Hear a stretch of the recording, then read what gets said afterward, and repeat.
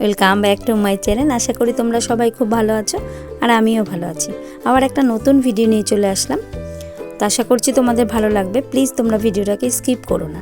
আর আমি যখন ভয়েসটা দিচ্ছিলাম তখন সত্যিই আমি সুস্থ আছি, আর সেই দিন যখন ভিডিওটা করছিলাম তখন একটু অসুস্থ ছিলাম। কিন্তু ওই যে সংসার আমাদের এমন একটা বস্তু, মানে এমন একটা সম্পর্ক সংসার, তো সেখানে আমরা যেমনই থাকি না কেন, যেই অবস্থাতেই থাকি না কেন, আমাদের সেই দায়িত্বগুলো পালন করতেই হবে। তো প্রথমেই এর আগের দিনে ভিডিওতে তোমরা দেখতেই পেয়েছিলে যে আমাদের শীতলা পুজো উপলক্ষে শীতল পান্তা খেতে হবে। তাই আমি শীতল পান্তা তো সকালে জল দেওয়া হয়েছে, তোমাদের দাদাই দিয়েছিল জলটা, যেহেতু বাসি কাপড়ে আমি ধরবো না। আর তোমাদের দাদা পান্তা খাওয়ার নতুন স্টাইল, নতুন না, এরকমটা ও পছন্দ করে। তোমরা কেউ এমনভাবে খাও কিনা জানি না। সেটা হচ্ছে গন্ধরাজ লেবু থাকবে, সাথে সর্ষের তেল থাকবে, নুন তো অবভিয়াসলি থাকবে, আর সাথে বড়া আর আলু ভাজা। তো এগুলো হচ্ছে তোমাদের দাদার খাবার। আর তোমাদের দাদা খেয়ে দিয়ে চলে গেছে কাজে। আর আমি মিষ্টি এনে দিয়েছিল সন্দেশ, ঠাকুরের জন্য সন্দেশ আনা হয়েছে, মিষ্টি আনা হয়েছে। আমার জ্বর ছিল প্রচণ্ড পরিমাণে, তাই ভাবলাম দুবেলা ঠান্ডা জলের ভাতটা খাবো, যদি সমস্যা হয় তাই অল্প একটু মুড়ি আর মিষ্টি নিয়ে নিলাম আমি খেতে। আর বাবুও এই সমস্ত ভালো খায় না, মানে পান্তা ভাত, তাই ওকে জিজ্ঞাসা করছিলাম, ও নেচে নেচে কেমনভাবে বলছে। আর আমি একটু মুড়িটা আর মিষ্টিটা খেয়ে নিই। তো চোখ মুখটা দেখে বুঝতে পারছো কি না জানি না, তখন প্রচণ্ড পরিমাণে শরীরটা খারাপ ছিল। আর আমাদের কি বলতো, বলে না শরীর মানেই, শরীর যা সবই তাই সইবে। শরীর একটা মানে কি বলবো, যে বলে না যে শরীরের নাম মহাশয়, যা সবই তাই সয়। তো আমি সবসময় চেষ্টা করি, কিন্তু তারপরেও যখন একান্তই পারি না, তো সেই সময়টা শুয়ে পড়তে বাধ্য হই। তো আমি তো আর রোবটেরও একটা তার খুলে গেলে সে আর চলবে না। তো আমি তো রক্তে মাংসে করা মানুষ, আর আমাদের প্রতিনিয়ত এমনিতেও যুদ্ধ করেই বাঁচতে হবে। তো যুদ্ধ করেই বাঁচি। আর সংসার জীবন বলো, আজ বাস্তবের অন্য কোনো প্রাণী, প্রত্যেকেরই আমাদের যুদ্ধ করেই বাঁচতে হবে, সংসার জীবনও তাই। তো এইখানে দেখো পুজোর জন্য আমরা সবাই বেরিয়ে গেছি একসাথে করে, আর চলে এসেছি মন্দিরে বাটাটা দেওয়ার জন্য।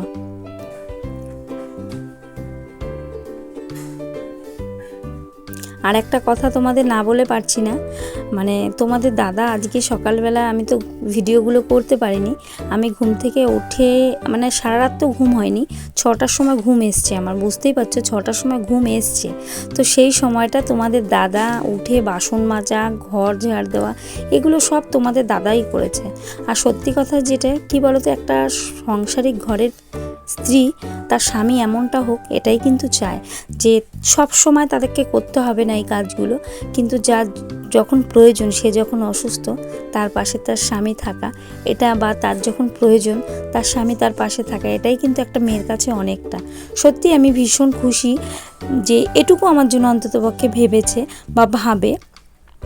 আর এদিকে দেখো পুজো দিয়ে বাড়িতে চলে এসে খেয়ে নিয়েছিলাম। সকালে তো মুড়ি খেয়েছি, তোমরা দেখতেই পেয়েছো। আর বিছানায় আমাদের ঘরে শোয়া যায় না, গরমে প্রচণ্ড গরম, বিছানায় শোয়াই যায় না। তাই ছেলে আর আমি একটা চাদর পেতে নিলাম, নিচেই শোবো। আর সময় বাজে তখন প্রায় ধরো 3টে বাজে।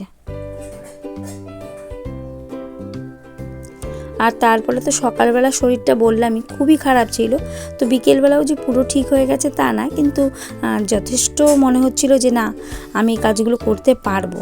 তাই ভাবলাম যে না, মনের জোর, মানে আমরা যা চাই সেটাই পাই, আমরা যেটা করতে চাই আমরা সেটাই করতে পারি। আমি যদি মনে করি নিজে আমি কিছু পারবো না, তো সত্যি আমি কোনোদিনই পারবো না।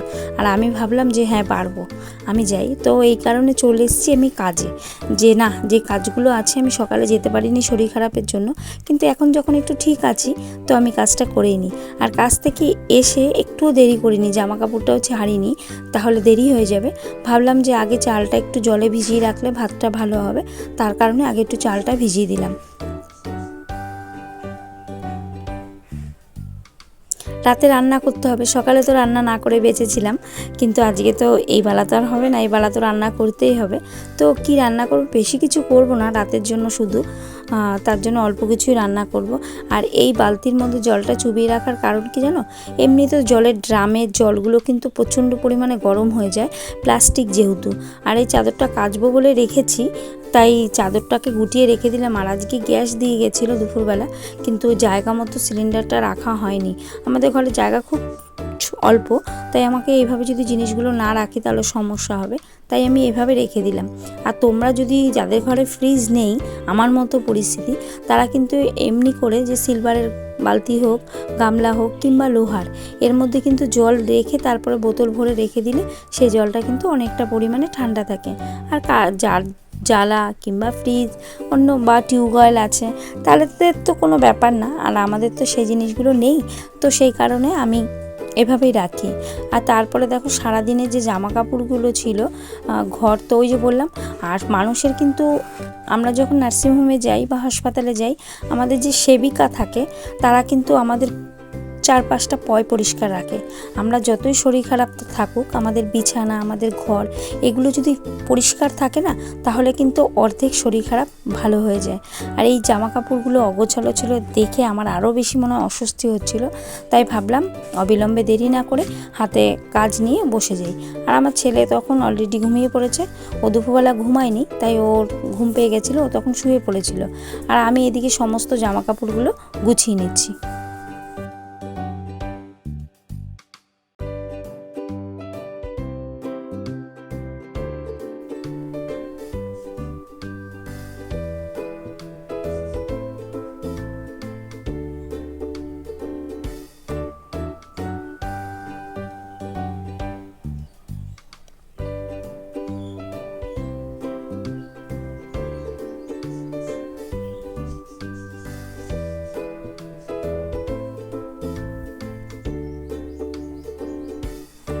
আর একটা জিনিস দেখতে পাবে তোমরা, তো প্রথমেই দেখো আমি তো ঘরটা ঝাড় দিয়ে নিচ্ছি রাতে, কেননা সন্ধ্যের পরে আর ঘরটা ঝাড় দেওয়া হয়নি। আর যাদের ঘরে মেঝে আমার মতো, তো তাদের কিন্তু গরমের দিনে অসহ্য গরম তো লাগেই, আর তার মধ্যে মেঝেটা মনে হচ্ছে কি একটা গরম হয়ে যায়। তো রাতেরবেলা আমি এর আগে তোমাদের বলেছিলাম ভিডিওতে যে আমি রাতেও ঘর মুছি, সেটা এই গরমকালে। সেটা কি বলো তো, মানে খুব ক্লিন করে মুছতে হবে না বা খুব সময় লাগবে না। সেটা যে দেখো একটুখানি জল পাটিতে করে নিয়ে জলটা ছিটিয়ে দিচ্ছি, বেশ একটু ভেজা ভেজা করে ঘরটা আমি মুছে নেব। আর সেই ঘরটা পাখার দিয়েই শুকিয়ে নেব। তাহলে কি হবে, এই গরমে তোমরা হয়তো এটা না ট্রাই করলে জানতে পারবে না যে কতটা পরিমাণে ঘরটা ঠান্ডা হয়ে যায় আর কতটা পরিমাণে তোমাদের ভালো লাগবে। আর আমাদের কিন্তু গরম, অসহ্য ঘাম সব কিছুর মধ্যেও কিন্তু একটু পরিষ্কার খোঁজে, যে পরিষ্কার জিনিসগুলো সেখানে পা দিতেও ভালো লাগে আর সেখানে চলতেও ভালো লাগে। তো আমার কথা মতো একদিন অন্ততপক্ষে তোমরা একটু করে দেখো, এটা গরমের একটা ভীষণ উপকারী টিপস। আর আমি রাতে বড়ার ঝোল করছি, কিছুটা পরিমাণে বড়া ছিল, তো সেটাই ভাবলাম যে একটু বড়ার ঝোলই করে ফেলি, একটু ঝোল ঝোল করে করব যাতে একটা পদ দিয়ে খাওয়া হয়ে যায়, কিছু করার নেই। আর তোমাদের দাদার জন্য 2-4টে বড়া এমনি দিয়ে দেবো, এক পদ দিয়ে ভাত দেবো না তার জন্য। আর তোমাদের আরেকটা কথা, যেটা যে একটা সংসারের জন্য ওই যে সকালবেলা যে কাজগুলো তোমাদের দাদা আমাকে হেল্প করেছে, আর তার জন্য কিন্তু প্রত্যেকটা মানুষ সংসার সুখের হওয়ার জন্য মানুষের কিন্তু সময় আর ধৈর্য দুটোরই প্রয়োজন। আর আজকে আমি 16 বছরে এসে এই জিনিসগুলো পাচ্ছি। তো কেউ যদি বিয়ে করার পরেই চায় যে আমার হাজব্যান্ড আমাকে পরিপূর্ণ সব কিছু দিচ্ছে না কেন, সে কিন্তু ভুল করছে, বা আমার স্ত্রী কেন দিচ্ছে না। প্রত্যেকটা মানুষ প্রত্যেকজনকে একটু সময় দিতে লাগবে, আর তাহলে দেখবে সংসারটা প্রচণ্ড সুখের হয়ে গেছে। আর অন্যেরা হিংসে করছে তোমাদের সংসার দেখে, সত্যিই বলছি, একটু বিশ্বাস করো আর সময়ের ওপরে ধৈর্য রাখো। আর এই দেখো বড়ার ঝোল হয়ে গেছে আমাদের, আর একটু ঝোলই রেখেছি বললামই। আজকের ভিডিও এখানেই শেষ করলাম।